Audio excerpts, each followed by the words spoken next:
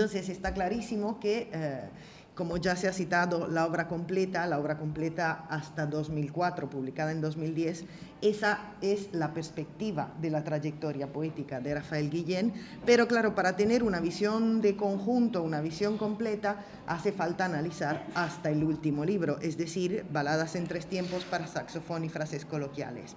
Está claro que, como dice el título, esta última entrega está organizada en tres apartados, en tres secciones, donde la primera remite al presente, la segunda remite al pasado y la tercera al futuro, y por supuesto la primera profundiza en la conciencia de haber vivido y conocido el amor cuyo recuerdo da sentido a la existencia, la segunda remarca que los hechos del pasado recobran sentido desde la visión del presente, desde la visión de la memoria, y la tercera se hincapié en la esperanza de un reencuentro tras la muerte. Con lo cual hay mucha coherencia, es verdad, en toda la producción poética, desde el principio hasta el final, pero por lo menos de momento se cierra con una visión optimista hacia lo que vendrá después.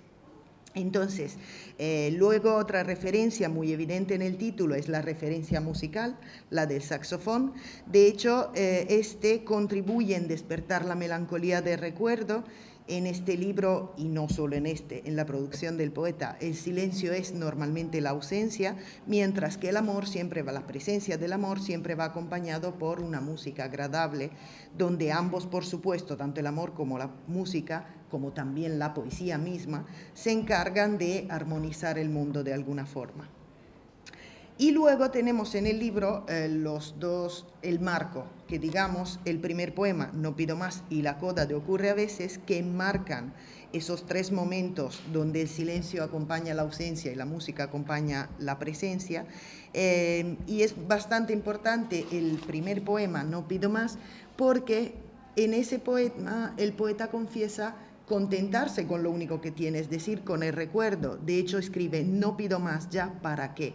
O sea, se declara fiel al principio, luego veremos cómo cambia en el libro, a la añoranza elegíaca, pero luego va a pasar algo más. Y el último elemento que aparece en el título, por supuesto, son las frases coloquiales que remiten al incipit de cada una de las composiciones.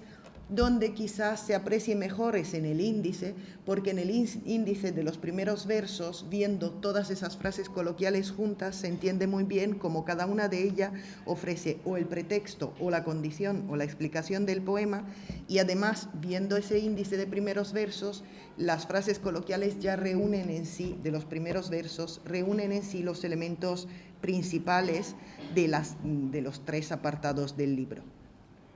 Está clarísimo que luego el libro se cierra con la coda, como hemos dicho, y con una coda que reafirma la unión eterna en el amor, unión eterna además que trae consigo la luz y el sonido del milagro que se cumple, y lo dice el poeta, fuera del tiempo y en el espacio, recordando mucho un concepto que procede de Luis Cernuda, que es el del acorde, y además una coda que encierra mucho de realización del deseo en el acorde.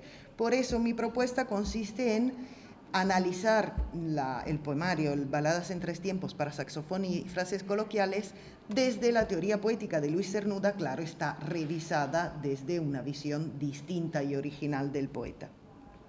Pero por eso he elegido esas dos expresiones de realización del deseo y acorde para hablar de la coda y ahora para hablar del entero poemario. Para revisar la teoría poética de Luis Cernuda en dos palabras, porque creo que todo el mundo la conoce, está muy claro que en el caso de Luis Cernuda su trayectoria poética, su teoría poética se basa sobre todo en cuatro principios primordiales que encontraremos muy parecidos también en Rafael Guillén. Esos cuatro principios primordiales los describe José Olivio Jiménez y los describe así: la actitud cognitiva frente a la realidad, su idea esencial del hombre, la función del amor y la salvación de la poesía, o mejor, la salvación por la poesía. Si estos son los cuatro principios fundamentales de Cernuda, donde, por supuesto, el primero remite a la al anhelo de un conocimiento total y de un descubrimiento del lado trascendente de la realidad. Ese lo encontraremos también en Rafael Guillén. Lo mismo que encontraremos en Rafael Guillén, la indagación sobre el hombre y sobre la naturaleza del hombre, reconocida al final en el amor, tercer principio. Lo mismo que la poesía es para ambos un medio para fijar, para eternizar la belleza y para fijar esa verdadera naturaleza humana desentrañada, si queremos, en el verso y a través de la palabra. Todo el mundo sabe que esos cuatro ejes fundamentales giran alrededor de dos conceptos en Luis Cernuda, que son la realidad y el deseo, que son dos dimensiones que se enfrentan muchas veces en su producción, pero que coexisten en un continuum dialéctico que va creando una serie de antinomias que luego se resuelven y se armonizan en el amor. Algo parecido veremos en la poesía de Rafael Guillén, y está clarísimo que para ambos solo el amor se encarga de que el ser humano llegue a ese estado místico y atemporal que Cernuda en la edición de 1963, la mexicana, de Ocnos, describe el acorde con estas palabras, y las cito porque luego las aplicaremos a la poesía de Rafael Guillén. La circunstancia personal se une así al fenómeno cósmico y la emoción al transporte de los elementos. El instante queda sustraído al tiempo y en ese instante intemporal se divisa la sombra de un gozo intemporal, cifra de todos los gozos terrestres que estuvieran al alcance. Plenitud que, repetida a lo largo de la vida, es siempre la misma, ni recuerdo atávico ni presagio de lo venidero, testimonio de lo que pudiera ser el estar vivo en nuestro mundo. Lo más parecido a ella es adentrarse por otro cuerpo en el momento del éxtasis, de la unión con la vida a través del cuerpo deseado. Borrando lo que llaman otredad, eres, gracias a él, uno con el mundo. Eres el mundo, palabra que pudiera designarle, no la hay en nuestra lengua. Gemüt, unidad de sentimiento y conciencia, ser, existir puramente y sin confusión. Como dijo alguien que acaso sintió algo equivalente a lo divino, como tú a lo humano, mucho va de estar a estar, mucho también de existir a existir. Y lo que va del uno al otro caso es eso, el acorde. Ahora, está claro que los cuatro ejes fundamentales de Luis Cernuda se vuelven a encontrar en la poesía de Rafael Guillén. De hecho, Rafael Guillén también, y lo escribe él mismo, quiere realizar una indagación en la materia, en el tiempo y en la existencia, que está finalizada al conocimiento, ya se ha dicho, del misterio inaprensible del mundo, donde el hombre es, por supuesto, central, y la vida del hombre recobra su sentido en el amor. Y la poesía, por supuesto, eterniza todo el proceso. Está clarísimo que lo que falta en Rafael Guillén es la necesidad, o sea, en Cernuda el deseo se reconoce también, además de como deseo de la persona amada, como necesidad de declarar y de cantar y de vivir libremente el amor homosexual, lo que falta totalmente, por supuesto, en Rafael Guillén. Pero los ejes fundamentales se mantienen estables. Para ver a qué me refiero, otra premisa más, pasando un momentito por las clasificaciones de las trayectorias que se han hecho, de la trayectoria de Rafael Guillén, ya se ha citado la que está en la introducción de la obra completa de María del Pilar Palomo, que distingue 4 núcleos, las primeras obras donde ella todavía reconoce ese misterio de la creación y de dominio de la forma. El segundo sería el de los gestos, donde la solidaridad humana y la angustia del hombre de alguna forma prevalece. El ciclo de Moeda, el tercer núcleo, donde lo que prima es el paso del significado a la connotación simbólica, y el último sería el ciclo de los límites, donde aparece de forma evidente la voluntad de reunificar, de armonizar a través de referencias intertextuales los símbolos de espacio, tiempo, materia y movimiento. Anterior a esta clasificación, también ya citada en la ponencia anterior, la de Muñiz Romero habla de los ciclos de la palabra, de la imagen, del clima y del aliento poético. No me detengo porque doy por sentado de que ya se haya hablado del tema.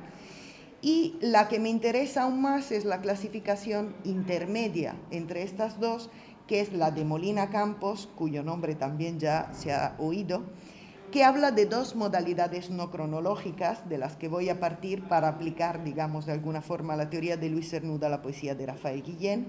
Él habla de la poesía de los gestos y la poesía del límite, donde la primera consiste en una actitud ante el mundo que, cito sus palabras, engendra una actividad vital. El poeta mira, oye, siente, ama, odia, recuerda, sueña.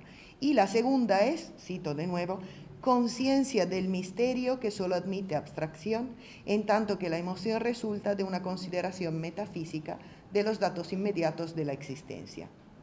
Ahora, lo que voy a hacer realmente lo he aplicado a baladas en tres tiempos para saxofón y frases coloquiales, pero creo que tiene mucho que ver con toda la producción del poeta, justamente por su, pese a las diversidades y a la originalidad de cada poemario, su homogeneidad y sus temas constantes. Si Molina Campos reconocen esos dos elementos, el gesto y el límite, la dimensión dual, esa dualidad yo la aplicaría de otra forma, distinguiendo no ya entre acción y pensamiento, actitud y concepto, sino entre la recreación en los versos de esa dimensión real que viene a ser la de la materia y de la otra fantasmal, por llamarla de alguna forma, no lo digo yo, lo dice el poeta, donde reina el silencio soñado, intuida, parecida, a mi modo de ver, al deseo cernudiano, a la dimensión del deseo cernudiano. Y entre esas dos dimensiones, por supuesto, de nuevo, como en el maestro de la generación del 27, el amor como motor que mueve el mundo y como en él la unión que solo dura un instante, por eso puede conllevar, o siempre conlleva, mejor dicho, sufrimiento, pero ese instante merece la pena de ser vivido por el éxtasis místico al que lleva al hombre, que además lo vuelve eterno, pese a que solo dura un instante. Pero si solo dura un instante, una pregunta surge en ambos poetas, es decir, ¿y qué queda tras el amor? Cernuda contesta al frente de donde habita el olvido, pero además contesta en otro poema, que es Existo, bien lo sé, de Primeras Poesías, y dice así: vivo un solo deseo, un afán claro, unánime, afán de amor y olvido. Y Rafael Guillén contesta la misma pregunta en Donde sonó una risa, poema de límite, y contesta de esta forma: donde saltó la vida y luego nada, y el corazón de un golpe echó a rodar y luego nada. Queda una cama deshecha, un cuarto clausurado, un portón viejo en el vacío, algo como un andén cubierto por la arena. Queda por siempre el hueco que deja un estampido por el bosque. La pérdida constante está ahí, pero deja huellas, y son huellas permanentes que residen justamente en esos huecos. De hecho, escribe Guillén al final del mismo poema. Pero quedan los huecos, queda el tiempo. El tiempo es un conjunto de huecos sucesivos. Donde sonó una risa, queda un hueco. Salto fragmentos, que ya no está, pero sigue hablando, diciendo al alma que en alguna parte algo cruzó al galope y se ha perdido. Esos huecos dejan una huella, y esa huella, a mi modo de ver, no tiene más que otro nombre que el deseo. Van engendrando lo que para Cernuda se llama el deseo de la presencia, y van conformando ese mundo de doble cara, de dos dimensiones, que en el caso de Rafael Guillén se llaman materia, la materia de los gestos, lo que decíamos, y el lado inexplorado que quiere dejar patente en los versos más allá de los límites. Y, por supuesto, hemos dicho, si comparte con Cernuda el éxtasis místico y hedonístico en el amor, también habrá que ir determinando dónde reside ese parentesco entre los dos. Está clarísimo que la confianza, la razón de ser y de vivir en el amor queda en unos versos conocidísimos de Cernuda, que son los finales de Si el hombre pudiera decir, donde el poeta escribe: si no te conozco no he vivido, si muero sin conocerte no muero porque no he vivido. Pero además escribe Luis Cernuda en ¿Qué más da? Al final: mas yo sé lo que digo si a ellos te comparo, porque aún siendo brillante, efímero, inaccesible, tu recuerdo, como el de ambos astros, se refiere al sol y a la luna, basta para iluminar tú ausente toda esta tiniebla que me envuelve. Y de ahí el sentido de recuerdo de Rafael Guillén, que en Algo para perder de los vientos escribe: estoy solo esta noche y no me falta nada, y el hombre necesita perder para ir viviendo. Solo te pido un roce de tu cuerpo suavísimo que pueda sostenerme después cuando recuerde. Es decir, que para ambos, como hemos dicho, el amor comporta dolor, lo que también remite a Guillén y a Vicente Alexandre y a su título famosísimo, La destrucción o el amor, donde una cosa solo puede vivir en la existencia de la otra, no existe amor sin destrucción y al revés. Pero está claro que es muy importante y merece la pena vivir y amar, porque ahí reside la luz y ahí reside el acorde cernudiano. La enunciación más firme de la fe guilleniana en el acorde de cernuda es la que está al frente del libro que nos compete analizar, porque lo que escribe es lo siguiente: quizás quien viva en el instante viva en la eternidad, quien al contrario viva en la sucesión de los instantes viva en el tiempo. Al menos así ocurre en el amor. Y así llegamos a la primera parte de Balada en tres tiempos, al primer capítulo, cuya epígrafe cita el poema primero de Variaciones temporales y dice: el presente es recuerdo como el rayo es tormenta. Está clarísimo que el tiempo no ha pasado, o esa es la idea que se encuentra muy a menudo en los versos de Rafael Guillén y que también estaba en los versos de Luis Cernuda, donde el presente se presenta entonces como acumulación de momentos pasados que han dejado esas huellas de las que hablábamos. Eso tiene una explicación en el psicoanálisis, de ahí la retoma Cernuda y a través de Cernuda por ahí llega Rafael Guillén. De hecho, es Sigmund Freud el que deja muy patente su explicación de esa secuencia que luego llega a ser unificación de pasado, presente y futuro en el deseo. Según Sigmund Freud, en El poeta y los sueños diurnos funciona así, y cito: la relación de la fantasía con el tiempo es en general muy importante. La labor anímica se enlaza a una impresión actual, a una ocasión del presente susceptible de despertar uno de los grandes deseos del sujeto. Aprende regresivamente desde ese punto el recuerdo de un suceso pretérito en el cual quedó satisfecho tal deseo y crea entonces una situación referida al futuro y que presenta como satisfacción de dicho deseo en el sueño diurno o fantasía. Así pues, el pretérito, el presente y el futuro aparecen como engarzados en el hilo del deseo que pasa a través de ellos. Este sencillo ejemplo muestra ya cómo el deseo utiliza una ocasión del presente para proyectar conforme al modelo del pasado una imagen del porvenir. Y es exactamente lo que ocurre en tres baladas para saxofón, en Balada en tres tiempos para saxofón y frases coloquiales. El padre del psicoanálisis aclara luego que la poesía, el verso, es el que se encarga de crearle una satisfacción artificial al deseo. Con lo cual, de acuerdo con esta teoría, en el presente de Guillén, la amada es inalcanzable, el anhelo nunca encuentra su realización en el presente, justamente porque esta realización pertenece a otra dimensión, al futuro, como veremos en el tercer capítulo, pero nunca al aquí y al ahora. En el aquí y en el ahora lo que domina es la ausencia. De hecho, escribe Rafael Guillén: nuestra pasión cumple su órbita en otra dimensión, no está al alcance de nuestros cuerpos, vaga por distintos estados en la nervadura de la materia, pertenece a un orden nuevo aún no sellado por los labios. Está en el trance en que el deseo solidifica sus impulsos, ríos de lava que se enfrían. No pasa nada y yo regreso en sueños a aquella juvenil espera. Está diciendo exactamente lo que acabamos de leer en Freud, es decir, como el ahora no encuentra su satisfacción en la unión, vuelvo al pasado de recuerdo para encontrarla.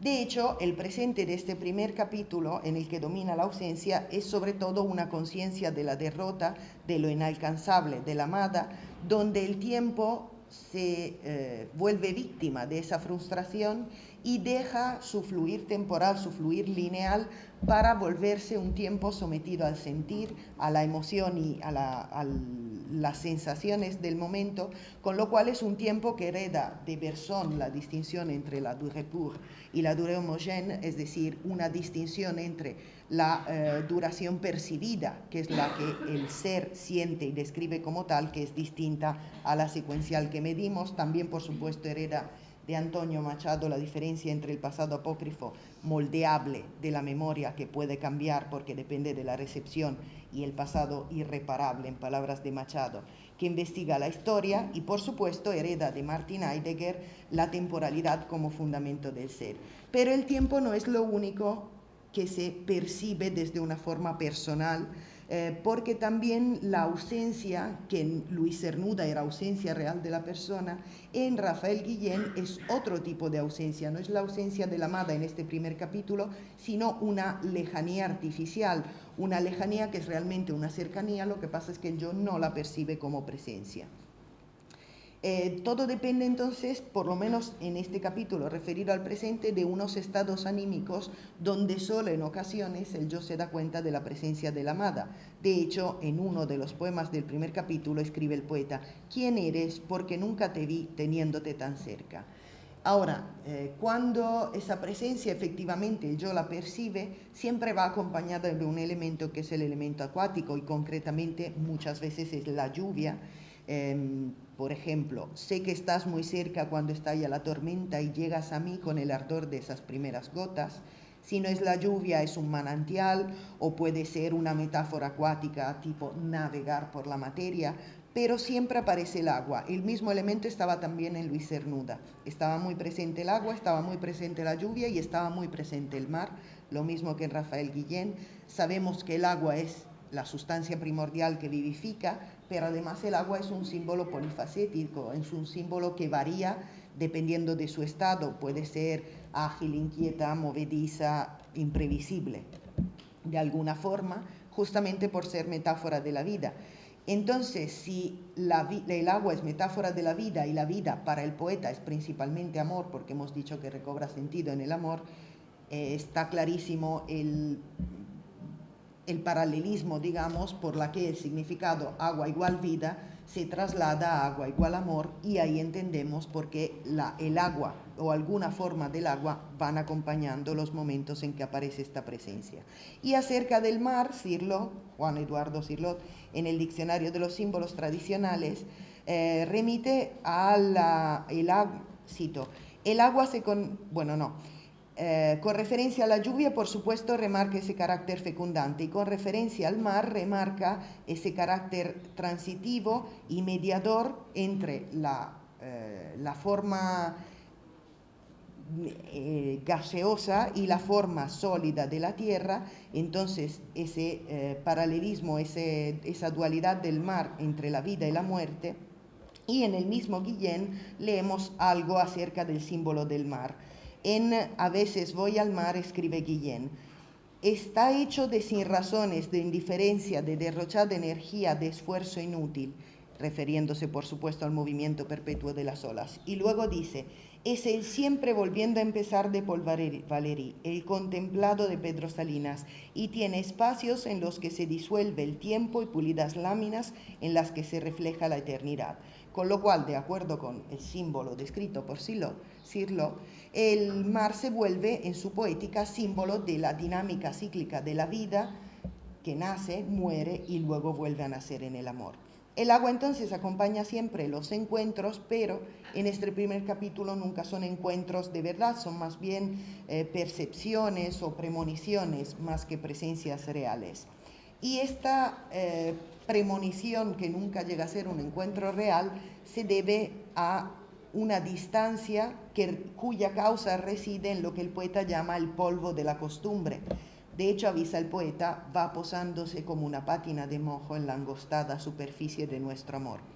Con lo cual, el hecho de que la presencia en el presente no llegue a cuajar depende de que las tareas cotidianas van ocupando cada vez más tiempo, por ejemplo, las noches con los amigos, con lo cual llega un momento en que el poeta se da cuenta de que ese llegar tarde una vez más le resta sentido a la existencia porque no le deja tiempo al amor. Y escribe entonces: poca cosa es la vida cuando se deja así olvidada en la última copa y llegas tarde para el amor. Por supuesto, de nuevo es otro concepto que se encuentra también, aunque él no habla de rutina, en Luis Cernuda se habla de ese llegar tarde para el amor. Lo nuevo que añade Rafael Guillén es justamente la cuestión de la rutina, que describe también en algunas prosas.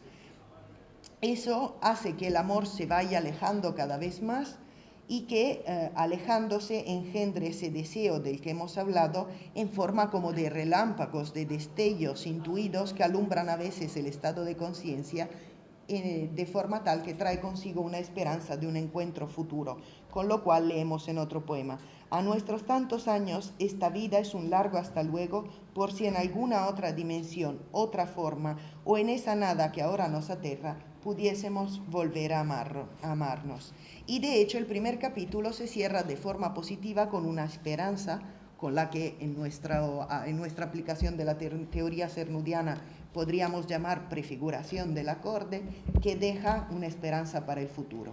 Y dice así: y si fuera verdad, y tú riendo como cuando reías entonces, cuando no te habías ido.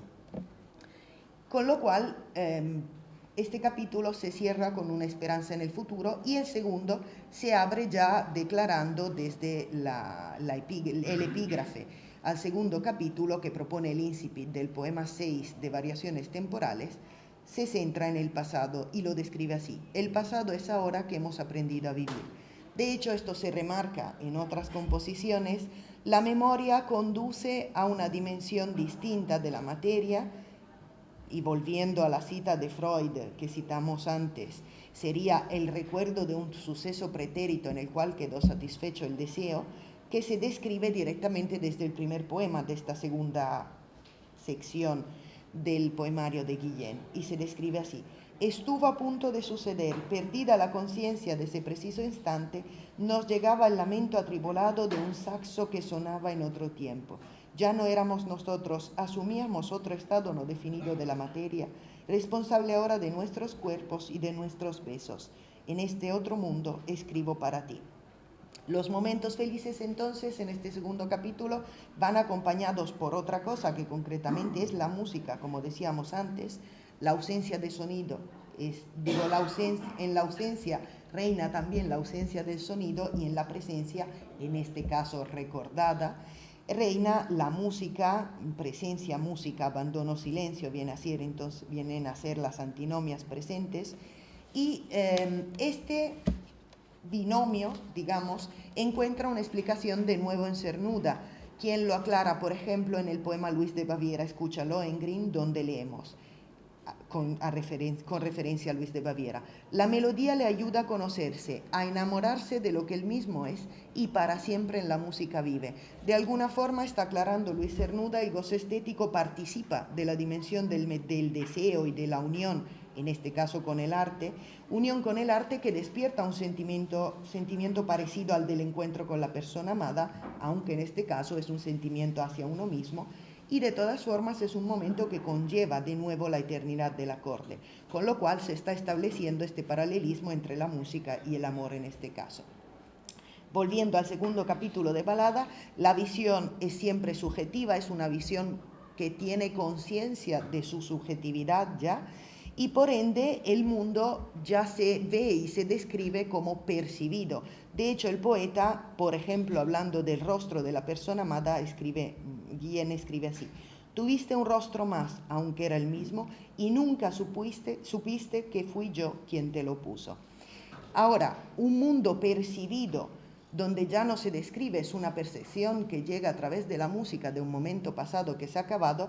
Las presencias de ese momento también son fantasmales o parecen seres sobrenaturales. Por ejemplo, leemos: era una presencia clara, inocente, virginal, ajena a ti y a mí, en otro poema. Y entonces tú saliste de un retrato antiguo, y en otro: una mujer lejana como si no estuviese allí, como habitante de otro lado de la tierra.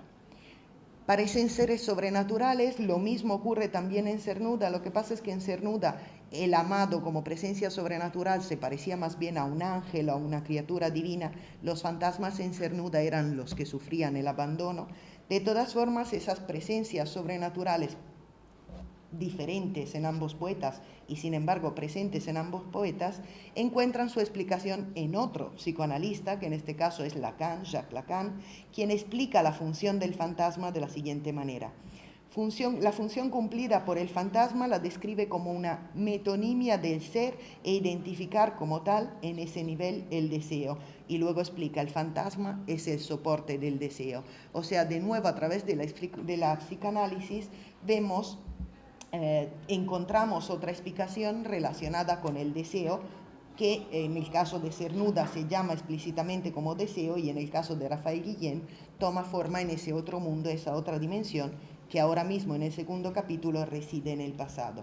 Pasado desde el que los lugares siempre son iguales, pero las cosas nunca son exactamente como eran, porque, nos dice el poeta, Guillén escribe, por aquí paseamos aquel día y estamos paseando ahora aquí. El tiempo y el espacio, para los ojos del amante, son la misma dimensión. Este es el sitio, pero hoy te miro y tú no estás. Una diferencia como en Cernuda que depende de la ausencia de la persona amada, pero en Guillén también depende de la edad, porque en Guillén queda claro cómo se perciben las dos distintas edades, la juventud y la madurez, y se conciben como dos dimensiones opuestas. De hecho, describe la primera, la juventud, como tiempos de vino y de poesía, de inconsciente temor de resistencia, y en otro poema, de aventura esperanzada, mientras que la segunda es la época de los relojes que se aceleran y la describe así, la madurez. Hoy son estos los otros tiempos, solo que ya sin una juventud que nos valga. Fingidos paraísos para intentar no ver esto que vemos, y Sabina rimando la impotencia, calle por calle, y la melancolía. Aparte de la referencia a Calle Melancolía de Joaquín Sabina de Malas Compañías de 1980, la diferencia escriba que en Joaquín Sabina la ausencia de la amada no encuentra ninguna solución, ni siquiera el alivio en el recuerdo. En el caso de Guillén sí, porque él dice, el yo de Guillén conoce la clave que franquea la entrada a muchos otros universos que están fuera del tiempo. O por lo menos siempre le queda, como en El Maestro del 27, el consuelo, digamos, de saber que, y cito, hicimos lo que pudimos o quién sabe lo que nos dejaron hacer. Con lo cual, en este universo fantasmal del pasado, a veces el deseo se cumple por supuesto como una sacra comunión oceánica,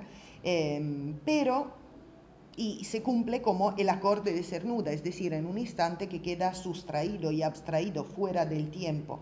Fuera del tiempo, en el caso del pasado, significa que la memoria puede traerlo hasta el presente.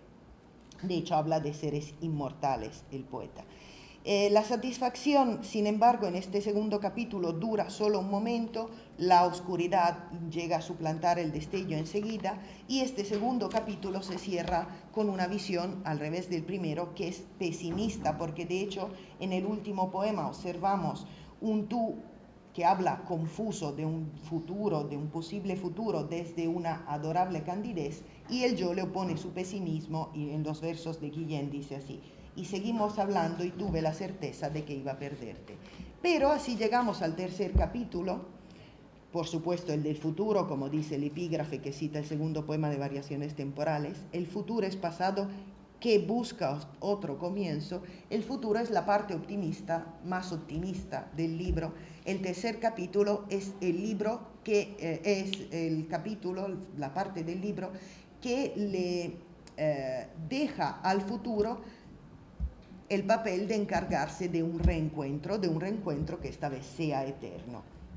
Con lo cual vemos esta nueva concepción que se va sumando a las anteriores de Guillén ya en el primer poema, que dice así: viendo pasar el tiempo, viendo cómo nos ve pasar el tiempo, yo junto a ti pretendo, amparado en tu eternidad, burlar mi condición mortal y así ponerme a salvo de tu mirada indiferente. Por supuesto, muchas composiciones de este capítulo reafirman la unión eterna tras el final, pero además este capítulo, para poder afirmar esta unión eterna en el final, tiene que reafirmar también la preocupación por el tempus fugit, la preocupación por el tiempo que lleva a la muerte, y también el consuelo en el sentimiento del amor. En este caso, no solo procede de Luis Cernuda, sino que Luis Cernuda a su vez lo tenía ya en la áurea cadena que le había llegado, porque realmente es un concepto que remite a Francisco de Quevedo y concretamente a los versos finales de Amor constante más allá de la muerte, que termina así: Su cuerpo dejarán o su cuidado, serán ceniza, mas tendrá sentido, polvo serán, más polvo enamorado.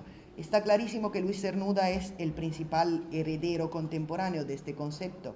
Si no te conozco, no he vivido, que ya en versos que ya hemos citado. En el caso de Guillén vamos un poquito más allá, en el caso de Cernuda también, pero que nos interesa aquí el de Guillén. Está clarísimo que el eros que da sentido a la existencia logra vencer al tánatos, es decir, a la muerte. En palabras de Guillén, será por algo que hayamos hecho sin saber, por algo que haya quedado escrito. Ahí reside el paso más. No solo por haber vivido, por haber amado, sino por haberlo dejado escrito. De hecho, de nuevo esto remite a Cernuda, en este caso al poema A un poeta futuro, donde Luis Cernuda escribe: cuando en días venideros, etc., lleve el destino a tu mano hacia el volumen donde yazcan olvidados mis versos y los abras, en sus limbos mi alma quizás recuerde algo, y entonces en ti mismo mis sueños y deseos tendrán razón al fin, y habré vivido. Ya el vivir no es solo amar, sino dejarlo escrito y que algún día llegue un lector y se encargue de eternizar eso que ha quedado escrito. Lo mismo pasa en Guillén, que hereda, por supuesto, el triunfo del Eros sobre el Tánatos, perpetuado en el poema. Lo que pasa es que en Guillén esa visión cambia y más que como certeza se configura como esperanza o casi inseguridad. No siempre está seguro de lo que va a pasar. De hecho escribe: quiero creerlo así porque no entiendo la crueldad gratuita que supone que alguien o algo, lo que sea, porque sí, nos condene a la separación eterna. De hecho propone en este tercer capítulo una serie de interrogativos que van subrayando la duda. Sin embargo, van subrayando también y sobre todo la esperanza. Lo mismo que este capítulo se llena de premoniciones o previsiones de la muerte, del final, esa muerte también se concibe de alguna forma como deseo, como liberación del cuerpo, de la prisión del cuerpo. Y lo que predomina es entonces una visión positiva, por supuesto, en la que prima el amor, tanto que incluso la dimensión del futuro tras la muerte se describe con una imagen muy querida, que Rafael Guillén elige justamente porque la quiere, y es la imagen de la playa. De hecho escribe: un día volveremos a esta playa y seguirá en su sitio el mar. En esa dimensión no habrá muerte y el deseo ya no será deseo, sino realización del deseo. De hecho escribe: habrá ríos que no irán hacia el mar e irreversibles cambios en la dinastía de los deseos. Ríos que no irán hacia el mar, por supuesto, sabiendo que desde Jorge Manrique, en Coplas por la muerte de su padre, nuestras vidas son los ríos que van a dar en la mar, que es el morir. Si los ríos llegan al mar, son símbolos de muerte. Si en el poema de Guillén los ríos no llegan hasta el mar, significa que ya la muerte ahí se para, justamente porque estamos frente a una dimensión donde el poema se encarga de eternizar la realización del deseo, es decir, el acorde. Con lo cual, y ya estoy concluyendo, voy a citar ahora una frase donde el mismo Rafael Guillén describe la tarea, el papel del artista, que incluye por ende también la del poeta, y la describe así: todo verdadero artista la interpreta y amplía sus límites de la realidad, creando nuevos espacios en los que ésta pueda manifestarse, a la vez que capta unos momentos de esa realidad suspendidos en el tiempo y en el espacio. ¿Qué tenemos aquí? Creando nuevos espacios en los que el deseo pueda cumplirse, es decir, el mundo del deseo, y esa realidad suspendida en el tiempo y el espacio que hemos identificado como el acorde. Con lo cual, de acuerdo con Freud, con Lacan, que hemos usado para interpretar algunos elementos, y sobre todo con Cernuda como maestro, superar la realidad supone que la falta de amor se llene de alguna forma en el lenguaje del deseo inventado en el poema. Sabemos que el poema, desde Horacio lo sabemos porque identificaba la poesía como una de las pocas formas de arte que realmente resiste al paso del tiempo, es inmortal. La diferencia entre un edificio, obra de arte arquitectónica, sí, pero que luego se vuelve ruina, el poema nunca muere. Y en eso reside el inmortal alfabeto poético, que se encargará entonces de volver indeleble ese lenguaje del deseo recordado, que sobrevivirá así garantizando su eternidad. frente a la imposibilidad de vivir el carpe diem, porque en la presencia, en el primer capítulo, en el presente, lo recordamos, las uniones no llegaban a cuajar nunca, siempre eran intuiciones o premoniciones, entonces la única posibilidad es volver al pasado, recordarlo y tras descubrir que eso tampoco propone o supone una solución definitiva, mirar hacia el futuro y depositar en el futuro, de acuerdo con Lacan y con Freud, esa esperanza de realización del deseo. Está clarísimo que tanto el maestro Luis Cernuda como el discípulo Rafael Guillén, entre los dos placeres de Epicuro, digamos, eligen el macedonista, es decir, el cinético, el móvil, el de amar porque sí merece la pena pese a que conlleve el sufrimiento, y eso lo hemos visto de forma clara, justamente porque en el amor reside esa solución de las penas de la realidad en Cernuda o de la materia en Rafael Guillén. Cuando la vida impide un acceso al amor, entonces el acorde se recrea en el poema, depositándolo en el futuro. De alguna forma, entonces, retomando, y con esto cierro, la dualidad de la que hablaba al principio y que iba a usar al principio como clave de lectura, el acto creativo de Guillén labra entonces la perfección del gesto de un instante en que se cumple el acorde, cuyo goce quedará vivo, bello, inmortal, ardiente de deseo a lo largo de los siglos, más allá de los límites impuestos por el tempus fugit. Y con esto termino.